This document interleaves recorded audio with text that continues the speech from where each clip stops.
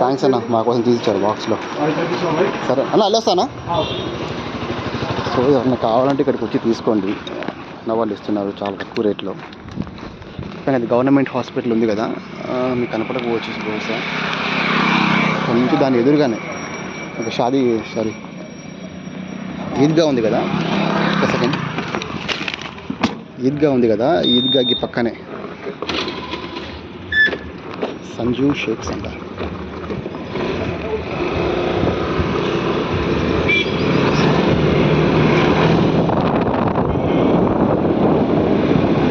త్వరగా వెళ్ళాలి, లేకుంటే ఐస్ క్రీమ్ కరిగిపోతుంది అంటున్నారు ఆయన.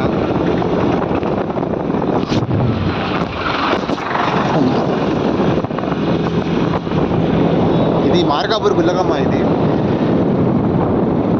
ఇదిగోండి, ఇక్కడ నుంచి